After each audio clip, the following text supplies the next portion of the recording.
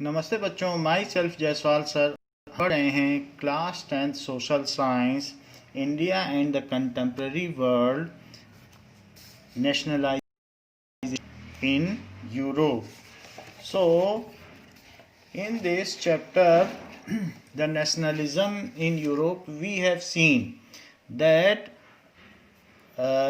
Clemens von Metternich, that is the foreign affair minister. So this is Clement von Metternich once said, when France sneezes then Europe catches cold.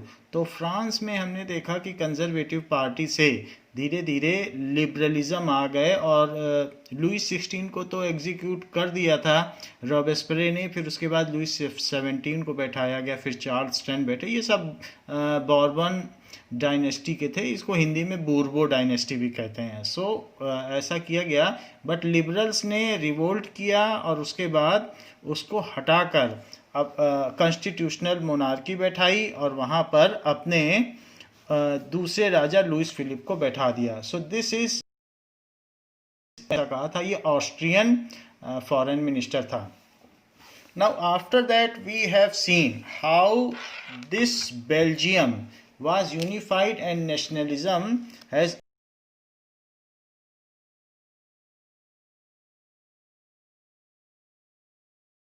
nationalism acquire किया. So nationalism in Belgium. After that हमने ये भी देखा कि nationalism how was in Greek. तो Greek में किस तरीके से आप देखा आपने, that is nationalism in Greece. So this is the point which we have seen कि कैसे उन्होंने ऑटोमन एम्पायर से खुद को फ्री किया. इसके लिए एक इंग्लिश पोएट थे, उन्होंने फंड इकट्ठा किया, is Lord Byron. So Lord Byron ने इकट्ठा किया और खुद भी लड़ने गए, वहाँ फीवर की वजह से उनकी डेथ हो गई. However Greece was freed from Ottoman empire. Now we will see that how the was made a nation, कि किस तरीके से फ्रांस ने छीका.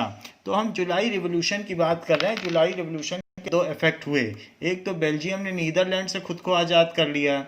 सो this was the Belgium how it freed from Netherland. और दूसरा हमने देखा ग्रीस ने ऑटोमन एम्पायर से यानी खलीफा से कैसे छुट्टी पा ली. Now the third point, that is nationalism of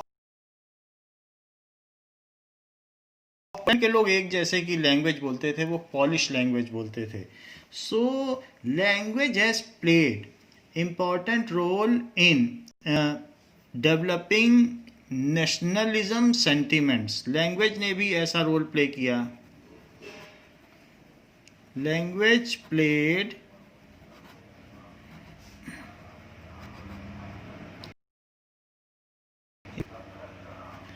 in developing national sentiment.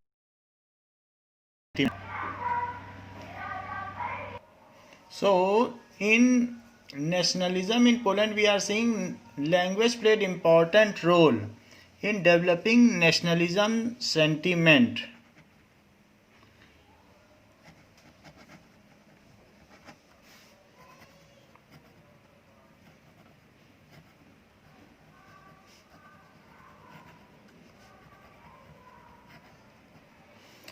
In Poland में ऐसा हुआ.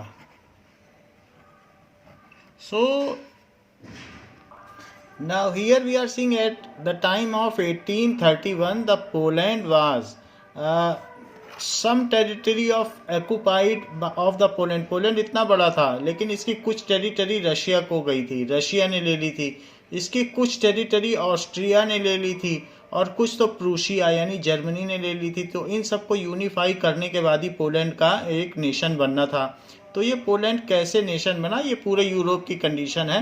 तो यूरोप में हम देख रहे हैं, ये फ्रांस है, ये जर्मनी यानी प्रूशिया है, ये ऑस्ट्रिया है, नीचे ऑटोमन एम्पायर है. यहाँ पे अभी इटली का भी यूनिफिकेशन होना है और यहाँ आयरलैंड, स्कॉटलैंड, इन सबको मिलके अभी ग्रेट ब्रिटेन बनना है, जिसको यूनाइटेड किंगडम बनना है. तो सभी के यूनिफिकेशन अलग अलग जगहों पर हो रहे थे. अभी हम पोलैंड के यूनिफिकेशन की बात कर रहे हैं, जिसको 3 लोगों ने ऑक्युपाई कर रखा था, Germany, Austria and Russia.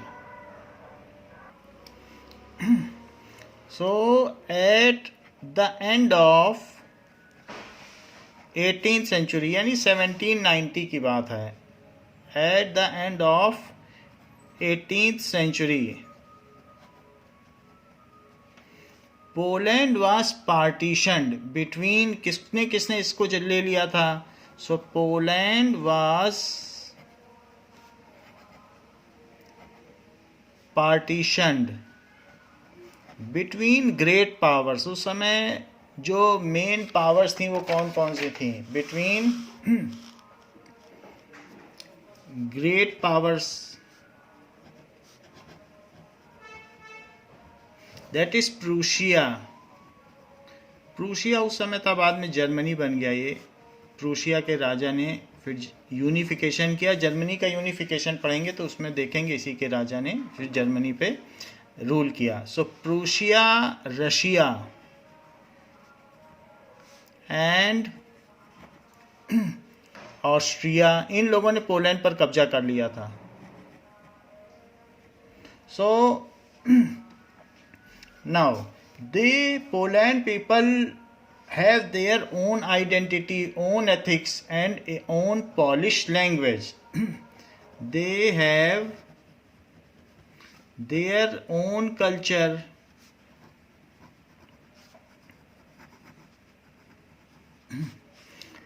own language,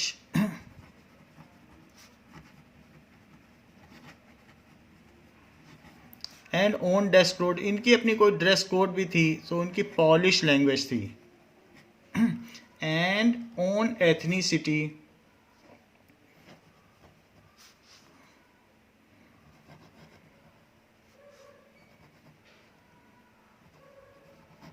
so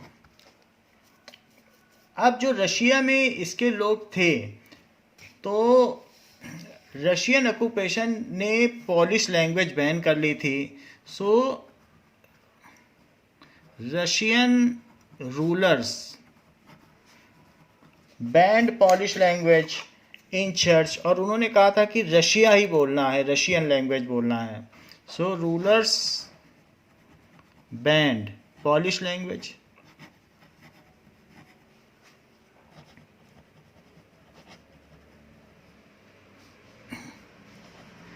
But the Polish person continued to use it in church gathering. But Polish person, उन्होंने अपने कल्चर को जारी रखा और ये लैंग्वेज के बेसिस पर उन्होंने आज़ादी पा ली. Polish person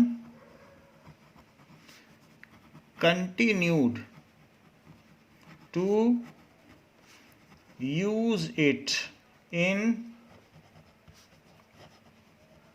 church gatherings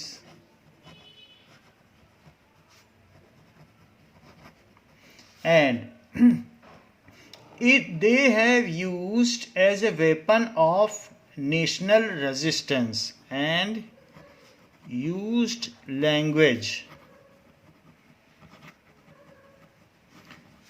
as a weapon for national resistance.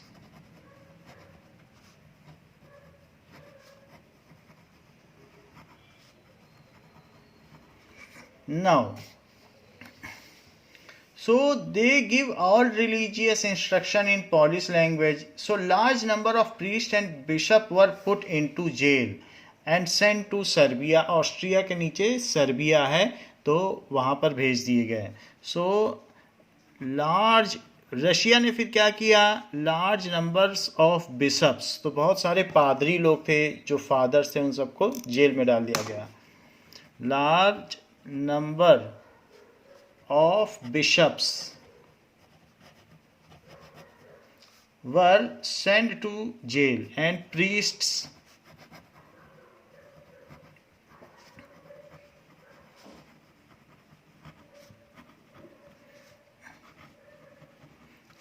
and sent to Serbia.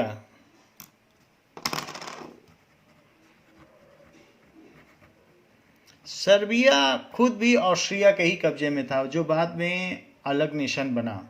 Now as a result, इसके बाद by the Russian authorities, as for the refusal to preach in Russian by Russian authorities.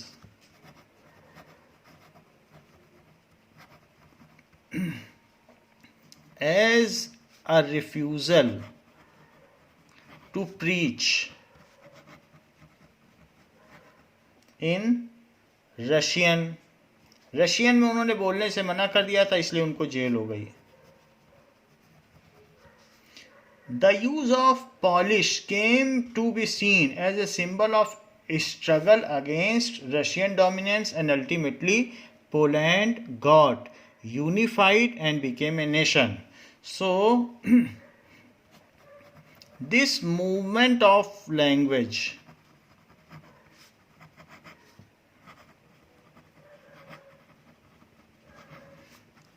ultimately became successful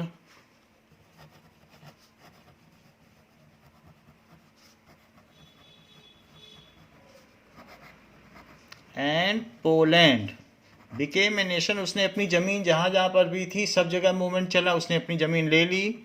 and Poland became a nation after unification. उसका unification हुआ, जितने Poland के लोग थे वो unify हो गए. तो यूनिफिकेशन भी जरूरी था, क्योंकि एक फिलोसोफर ने यूरोपियन फिलोसोफर ने कहा था कि nation is a unit, natural unit of the people having common language and ethnics and culture. तो उसी के बेसिस पर पोलैंड का भी यूनिफिकेशन हो गया. So this is unification of Poland. तो ये मेटरनिक ने जो बोला था कि जब फ्रांस सीखता है तो सब जगह पर सर्दी जुकाम हो जाता है, द यूरोप कैचेस कोल्ड, तो उसी का नतीजा था कि यहाँ पर पोलैंड ने भी अपनी नेशनलिज्म आज़ादी पा ली. Now here we have seen how the Poland became a nation after unification. Now also the effect of France was seen in Germany, that is unification in Germany.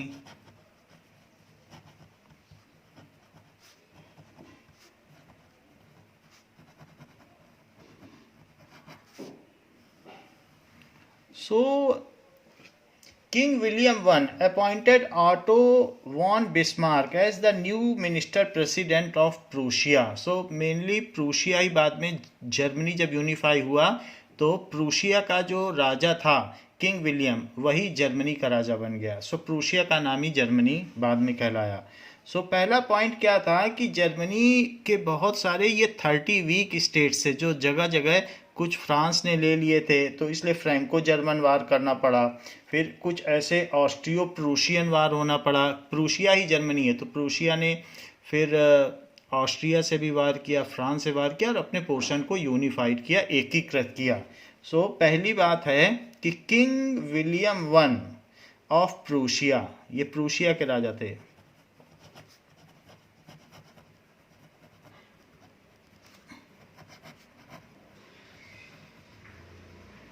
appointed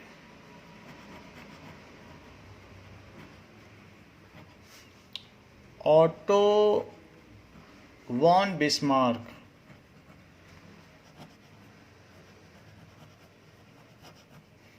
as new minister president. तो उन्होंने उनको नया minister बनाया.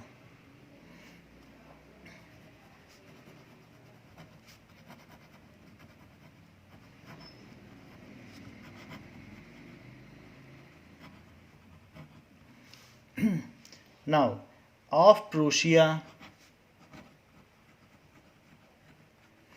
इसी तरीके से जब उसके मिनिस्टर ने सब यूनिफाई कर लिया, सो ऑटो बिस्मार्क ने जैसे किया तो वैसे ही फिर इटली का यूनिफिकेशन हुआ. वहाँ पर जो इमैनुअल थे उन्होंने भी अपने मिनिस्टर को बोला, जिम्मेदारी दी कि इटली का यूनिफिकेशन करें. तो सार्डिनिया पिटमंट के राजा ने फिर अपने मिनिस्टर से भी वैसे ही कराया. उन्होंने देखा जर्मनी में जैसे यूनिफिकेशन हो गया तो हमारे यहाँ भी मिनिस्टर ही करा सकता है, तो वहाँ भी वही हुआ.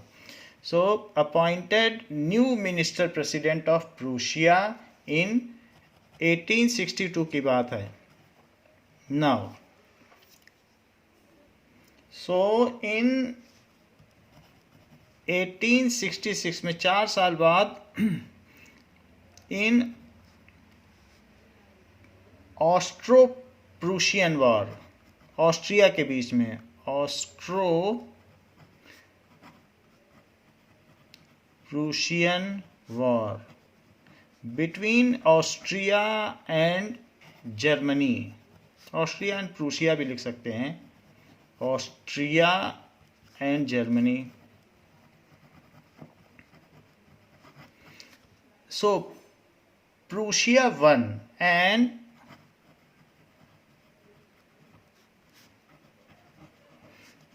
had taken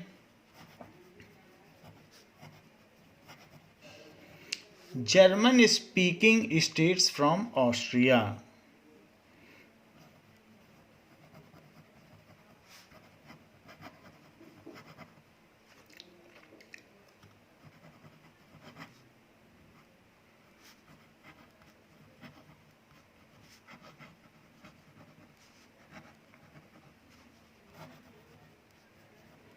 नाउ इसके बाद इसका दूसरा जो लड़ाई हुआ तो वो फ्रैंको प्रूशियन वार हुआ.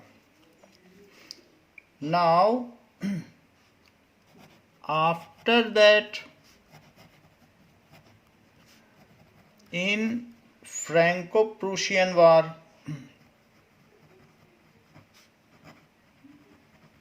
फ्रांस के साथ लड़ाई हुई. So Franco Prussian war between France and Prussia.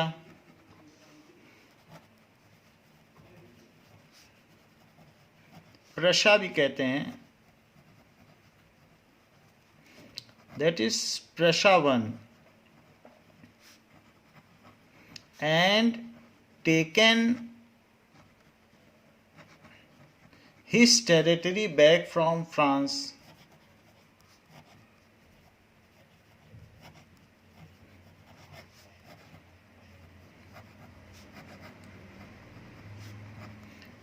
ऐसा 1871 में हुआ.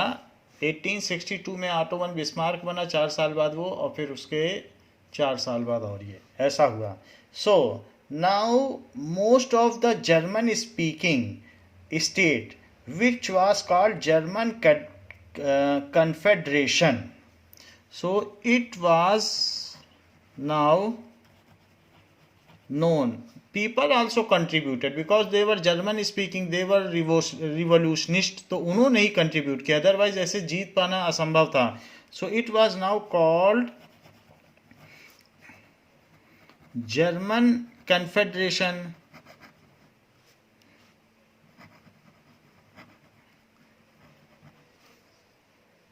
So that is, it is made from con and federation. Con means together, so together, और federation due to treaty. Federation का मतलब है ड्यू टू ट्रीटी, जो साथ में आ गए हो, संधि की वजह से साथ में आए हो, तो इसलिए उसे जर्मन कन्फेडरेशन कहा गया.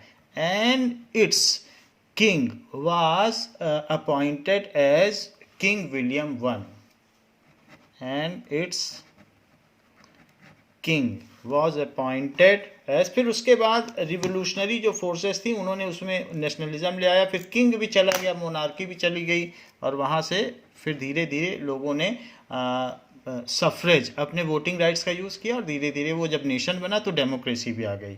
सो किंग विलियम वन. तो दो अलग अलग क्वेश्चन है कि कैसे यूनिफिकेशन हुआ, फिर नेशनलिज्म कैसे फैला. तो ये as its and its king, that is the king of Prussia, King William I was appointed as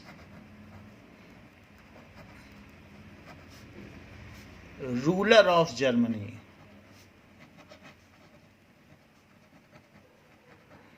तो जो जर्मनी का यूनिफिकेशन था वो 71 तक पॉसिबल हो पाया.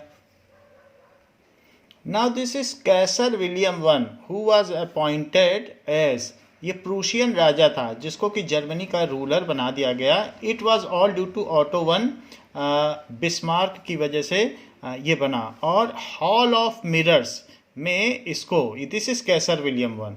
सो हॉल ऑफ मिरर्स में ये हॉल ऑफ मिरर्स है। तो यहाँ पर सर्दी में इट वाज शिवरिंग कोल्ड, और हॉल ऑफ मिरर्स में इसको वहाँ पर जर्मनी का रूलर बनाया गया। यहाँ मिरर्स ही मिरर थे, और ये वर्सलीज में था। सो वर्सलीज जर्मनी में ही था, तो वहाँ पर इसे बगल में यहाँ दिखाया जा रहा है कि बिस्मार्क, ऑटो वन बिस्मार्क खड़े हुए हैं और इसे राजा बनाया जा रहा है। यही सेम फिगर आपके में बुक में भी दिया है, द सेम फिगर, जो ये फिगर है वही फिगर आपकी बुक में दिया है कि किस तरीके से इसको हॉल ऑफ मिरर्स में ताजपोशी की गई। The same figure is there. Now there is a figure of unification of Germany. तो ये जो एरिया है ये प्रूशिया है, तो प्रूशिया ने ये फ्रांस से जीता। बाकी इसका कुछ पोर्शन यहाँ हम देख रहे हैं ऑस्ट्रिया, आप इसमें देख लीजिए ऑस्ट्रिया लिखा हुआ है। सो ऑस्ट्रिया के अंडर में ये रीजन था, तो इसको भी जर्मनी ने एक्वायर कर दिया। ये जितना भी पोर्शन दिखाई पड़ रहा है ये बाद में सब यूनिफाइड होकर जर्मनी बना। सो ये डिफरेंट डिफरेंट रीजन्स थे जो उसने कॉन्कर किया, और अलग अलग इनके नाम थे उस समय के। तो धीरे धीरे इन लोगों ने सारे जो डिफरेंट पार्ट्स थे, सो आपकी बुक का ही फिगर है कि कैसे जर्मनी ने इतना सारा एरिया एक्वायर किया, और इन सभी जगहों पर जर्मन बोली जाती थी। And after that it was unified as a Germany. और जो प्रूशिया, दैट इज प्रूशिया ये है, तो प्रूशिया का राजा ही वहाँ का राजा केसर विलियम, उसको केसर विलियम, केसर का मतलब होता है किंग, दैट इज जो रॉयल डायनेस्टी को केसर कहते हैं। तो केसर विलियम वन वहाँ का राजा बन गया। केसर की यही एटोमोलॉजी है। और जो ऑटो वन बिस्मार्क था उसके समय में भी पार्लियामेंट थी। तो यहाँ दिखाया जा रहा है उसके ठीक नीचे कि कैसे वो पार्लियामेंटेरियन को ट्रीट करता था। उसके हाथ में हंटर था, तो वो कैसे पार्लियामेंटेरियन पर हंटर चला रहा है। दैट मीन्स अभी भी वहाँ मोनार्कियल रूल ही था। तो अभी भी नेशनलिज्म, यूनिफिकेशन तो हो गया था, बट नेशनलिज्म, डेमोक्रेसी, रिपब्लिक, ये सारी चीज़ें आना बाकी थी। वो हम फॉलो अप में देखेंगे। Now here is the process of unification of Italy. We can see ये यूरोप का सदर्न पार्ट है जहाँ पर इटली है। So you can see that this is Sardinia. Now this is Sardinia. तो सार्डिनिया पिटमॉन्ट का राजा विक्टर इमैनुअल II था, और उसका जो मिनिस्टर था that was de Cavour. So that is Camillo de Cavour. So उसने ये बात देख ली थी कि जैसे जर्मनी ने अपने ऑटो वन बिस्मार्क से सब करवाया था और जर्मनी का यूनिफिकेशन करवाया था, तो इसने भी वही काम किया। इसने कैमिलियो डी कावूर को बोला ये सार्डिनिया पिटमॉन्ट है और इसका कुछ पार्ट यहाँ पर भी था। इटली स्कैटर्ड था, सो वेरियस किंगडम्स में स्कैटर्ड था। जो इसका ऊपर का पोर्शन था इटली का, वो ऑस्ट्रिया ने ले रखा था, दैट इज हैब्सबर्ग एम्पायर, जिसको हैब्सबर्ग एम्पायर था। तो उसने सारा पोर्शन, ये पोप्स ने ले रखा था, रोमन। तो हम ये जानते हैं कि इटली की राजधानी आज रोम है। सो रोमन एम्पायर ने ले रखा था। और ये चीज़ जो थी ये ऑटोमन एम्पायर, दैट इज़ खलीफा लोगों ने टर्की जो आज है उसने ले रखा था। सो इसने जो सार्डिनिया पिटमॉन्ट का राजा था that was Victor Emmanuel II, उसने डी कावूर को भेजा सब जगह वार करने के लिए। तो उसने फिर इसको एक्वायर कर लिया, इसको एक्वायर कर लिया, इसको कुछ नहीं करना पड़ा, पोप ने आसानी से हैंड ओवर कर लिया। और ये जो पूरा एरिया था इन सब का एक कॉमन कल्चर था, कॉमन इटालियन लैंग्वेज थी, कॉमन फूड था, कॉमन एथनिक्स थे। तो बाद में ये सब वहाँ के लोगों ने, रिवोल्यूशनिस्ट ने इनको सहयोग दिया, and they have made one nation, that is Italy. और गुसीपी मजीनी ने वहाँ पर, जो कि एक सीक्रेट सोसाइटी चलाता था, उसने यंग इटली संस्था बनाई। तो लोगों ने उसमें फिर साथ दिया, इन सारे लोगों ने इसका सपोर्ट किया जहाँ जहाँ भी ये गया। और वहाँ के जो रूलर थे, एग्जिस्टिंग रूलर, उनका अपोज, और आसानी से इटली यूनिफाई हो गया अंडर डी कावूर। तो गुसीपी मजीनी का भी इसमें योगदान है। तो विक्टर इमैनुअल, गुसीपी मजीनी और कैमिलियो डी कावूर जो मिनिस्टर था। फिर अल्टीमेटली ये सार्डिनिया पिटमॉन्ट का जो किंग था विक्टर इमैनुअल, वो पूरी इटली का राजा बन गया। Now this is Giuseppe Garibaldi, who has single-handedly he was freedom fighter and single-handedly captured southern and northern portion of the existing ruler. So we cannot forget his role in unification of Italy. So he was freedom fighter Giuseppe Garibaldi. वहाँ के लोगों को इसने unite किया और unification of Italy के लिए inspire किया.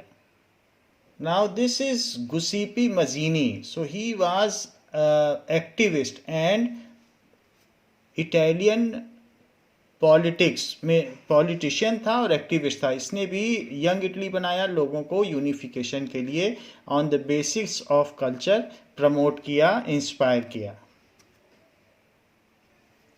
Now unification